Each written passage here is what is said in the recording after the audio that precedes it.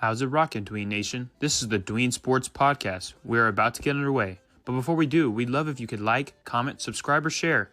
We are posting weekly sports content, and we want to build up the brand that is Dween Sports. Thank you all, and enjoy. Let's move to the team that got second in the division, a team that really surprised a lot of people, including ourselves. It was the Washington Commanders with Offensive Rookie of the Year Jaden Daniels, and first-year coach Dan Quinn with Cliff Kingsbury. And the big plus with this team, Cliff Kingsbury is sticking around. He did not take any head coaching jobs. So this offense that was super dynamic with Jaden Daniels is going to stay intact. But the big change this year is they add Deebo Samuel. They did lose Diami Brown, who was a solid deep threat guy, but I think Deebo is an upgrade to me, even though he's getting older. But overall, Jano, what are your thoughts with the Washington Commanders offseason and how it looks forward? Well, Justin, there's two departures that I didn't really like for Washington, but they did add a Deebo. One of them is Jonathan Allen, their D lineman. I thought he was solid. I think he's a former Crimson Tide out of Alabama. Justin, you know how much I love my Alabama players. So I think that they maybe should have kept another year. And the other one is a guy that you just talked about, which was Diami Brown. I thought he was phenomenal the past 2 weeks of the regular season going into the playoffs. I thought he was a good security blanket for Jay Daniels there. Going forward, I think that potentially I'm a little worried for everything Commanders, whether it's fantasy, whether it's what they do next year, because I think that Philly's going to be good next year, and we hope that Dallas is good, right? We hope that New York takes a step forward with whoever they draft, and I feel like Washington. I'm a little worried. I just feel like potentially that they could take a step back, even in the whole NFC conference. I feel like there could be potentially better teams there. And one thing that I'm also worried about, Justin, just a little bit, I don't want to be pessimistic about this Deebo Samuel trade, but Justin, since 2021, he has regressed each and every year. I mean, in fantasy, after that 2021 season, he was getting picked as high as that third round in fantasy. And then the next year it was like, okay, maybe fourth, and then fifth. And then it's like, ever since then, he is just so unreliable, which I am hoping, Justin, that he takes a step forward. But just to be positive, we're hoping Jaden Daniels takes that next step forward. I like this team going forward. I think that they need to add a lot defensively. They do have some good players. I think they just signed Javal Kinlaw. I think that was the one player from the 40. Kinlaw, who's not bad. They still have Marshawn Lattimore. They still have Bobby Wagner there. I think they need to beef up this D line ASAP, Justin. I think that for them to make the way they lost in the NFC Championship, Saquon Barkley kind of had things started with that 85-yard touchdown. I think it was the first or second play from scrimmage there in the NFC Championship. And I feel like they need to beef up that defensive line and that linebackers there, the linebacking crew. Looking at what they have in the linebackers, guys, I just mentioned Bobby Wagner, but I think, Justin, he's headed into his 14th season, 15th season. Yeah, and he's an old fella there. And they have Frankie Louvu, not bad. Dominique Hampton. I mean, these are just guys at this point. So I think they need to beef up this front seven through the draft. I think their first 3 to 4 picks. So that way, Justin, Dan Quinn has had history as being a defensive coordinator, right? He had the Legion of Boom. Let's build the Legion of Boom here. Let's get some young cats here. That's why I wasn't really so excited. I know the salary cap was the reason why they had to part ways with Jonathan Allen. But I feel like they just need to add defensive linemen and linebacking crew for them to get back to the NFC Championship and, of course, to win their division. Yeah, and I have the biggest question I have for you is this division, one of the weirdest in NFL history, I'd argue, has not had back-to-back division winners since 2004.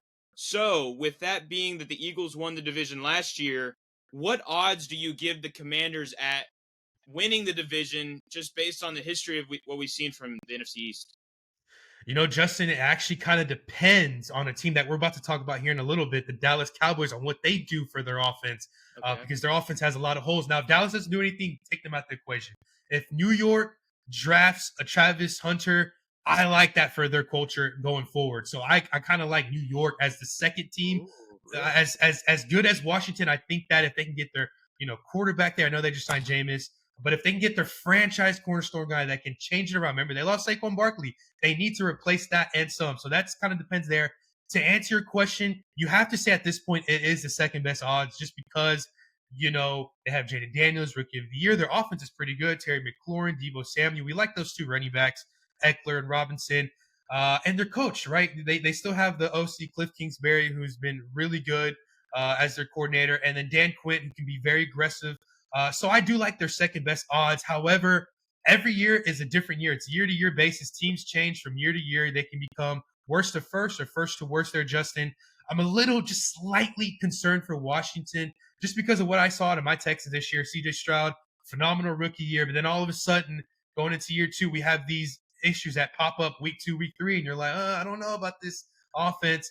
Hopefully they can get things together, but I would say they're the second best odds behind Philadelphia. And I'm really glad you brought up the Texans, because to me there's very small parallels with the Texans and the Commanders. Rookie season of CJ and D'Amico was phenomenal. It surprised everybody. They go into the offseason, they bring in a veteran wide receiver in Stephon Diggs. Their offensive coordinator, Bobby Slowick, was a guy who was taking off, interviews for head coaching gigs, decides to stay, and then this team regresses big time. Now the Commanders sign a big veteran wide receiver. Their offensive coordinator took interviews with other teams, decides to stay. Maybe that we are putting too much stock into the Commanders when they could fall a little bit short of expectations. I will say, Justin, looking at this offensive depth chart, it's not bad. So you do have Terry McLaurin, Deebo Samuel as your 2 wide receivers. But then behind is Luke McCaffrey. Not bad. He is a McCaffrey. He's got the speedy legs. It's in the family. Could be good. But then we have KJ Osborne, who last year I think he was in New England, had a quiet year. But if you guys haven't forgotten, KJ Osborne was pretty good in Minnesota there in a high flying passing offense. Then you also have Michael Gallup, who he's been kind of not in the spotlight the past couple years. He could have a comeback-esque year, maybe 400, 500 yards, a couple big touchdowns. And then lastly, Noah Brown, who was with CJ year 1, and then the next year, Jaden Daniels year 1, and he's still on the team. Zach Ertz there. Maybe they can develop Ben Sinnott there. So they have some good talent there on offense. Not to mention Eckler is a great receiving running back out of the backfield. So definitely Jaden Daniels, in my opinion, Justin, is on pace to have, in my thoughts, a total of about 35 to 40 touchdowns running and passing. So I like that for Jaden Daniels if they're healthy. All right, well, I'm going to give you a take. I'm going to give my take on this question, then I'll pose it to you to answer, because a lot of people are curious about Jaden Daniels' fantasy value heading into this season. So, I'll throw it to you, and then I'll do my take. But out of the fantasy quarterbacks, which ones would you draft over Jaden Daniels? Where is the line at where Jaden Daniels should be drafted out of the quarterbacks in the NFL? Well, he's most definitely going to get overdrafted. The 4th round, he'll most definitely go, I think. Maybe after Josh Allen, maybe after Lamar. I'm thinking 5th or 6th because there's just so much talent now at quarterback. I mean, like I talked about in one of our TikToks, you can get Matt Stafford in the 11th or 12th round. He might even go undrafted. And you have a quarterback 1 right there who's throwing a Puka and Devontae Adams. So I would say, Dween Nation, don't rush to get Jaden Daniels. The sophomore slump is essentially a real thing in the NFL. So for me, I'm taking him in the 5th or 6th round. But Justin, I got to make sure I have my 2 to 3 running backs and my 2 to 3 wide receivers. So that will mean 6th or 7th. I know that's not going to happen. He will be gone for sure by the 6th or 7th. But for me, I'm taking him in the 6th or 7th there. But I believe that someone's going to overdraft him at the end of the 4th. Going into the 5th, it all depends on where Josh Allen and Lamar Jackson go, and maybe even Jalen Hurts. I think that Super Bowl can boost him up as a top fantasy quarterback. So that all depends. I think, Justin, if you can wait a little bit, 6th round is the perfect round, I think, in my opinion. No, that's good advice for fantasy managers here. And is that where the line is, though? Would you go Allen, Lamar, Hurts, and then Daniels? Does Burrow flip it in before Daniels? If you had the decision in that 6th or 7th round, which they probably will be gone, but would it be Burrow? Would it be Daniels? I don't know who else factors in here, Dak maybe, or? So look, I wouldn't put Mahomes in that category. No one's looking at Mahomes. No one's looking at Jared Goff. I'm looking at these top fantasy quarterbacks. Maybe Baker Mayfield is not being looked at all at the moment. So yeah, I would say maybe Jaden Daniels does fall in that 3rd or 4th with Joe Burrow. But you got to count to this: Joe Burrow doesn't really run the football. He has a porous O-line, and I wouldn't say Burrow relies on his receivers, but it is a little bit of Jamar dependent, a little bit T. Higgins dependent. Who else can step up for that offense to give more Joe Burrow? Could it be Yoshi Vaz? I do like Jaden Daniels more than Burrow just because of the rushing value. And it does tend to get over near 70, 80 yards. So if you do have that bonus for 100 yards rushing or whatever it may be, I do like that more in Jaden Daniels' favor. So yes, I think he is the third quarterback because Josh Allen, rushing quarterback and can throw. Lamar Jackson, rushing quarterback and can throw. And Jaden Daniels does fall in that field. I really wish my guy Kyler Murray could fall in that, but man, he was just so up and down. And he might not even get drafted, to be honest, in this fantasy. But as far as rushing quarterbacks, I would say, besides Hurts, I would say Jaden Daniels is that third, fourth there as far as fantasy. Yeah, I think what I would do is I think Jaden Daniels will be my quarterback 4 heading into the season. Okay. With Allen, Lamar, Hurts, then Daniels, then Burrow, just because of that rushing upside that you were talking about. So I completely agree there. Last big question to discuss to me is Terry McLaurin. Obviously had a phenomenal year, was a touchdown maniac, but where in drafts would you pick him? And right now he's going, oh my God, he's not going he's going in like the top 15, but what kind of range would you pick Terry McLaurin? And maybe what are some wide receivers that either you would pick him over somebody or you would pick that receiver over him? That's a good question, Justin. I would say Terry McLaurin is a great steal in the fourth or fifth. Well, I would say he's a steal in the fifth round. Okay. If you got a couple running backs, but I wouldn't say don't draft him to be your wide receiver 1 off the bat. Get it if you can get him as your wide receiver 2, or let's say you have 3 good running backs and a pretty good wide receiver. I would say he's good. Now, as far as wide receivers, I'd pick him over. It gets very tricky now because Justin, I like Xavier Worthy next year over and if Rashee Rice is healthy, I like him over Terry McLaurin.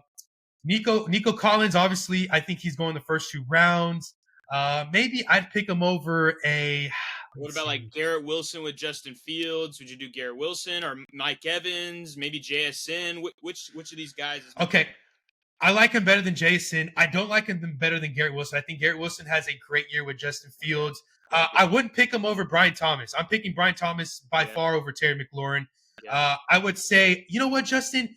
I actually like Marvin Harrison a little bit better this year than Terry, just a little bit, just a notch up.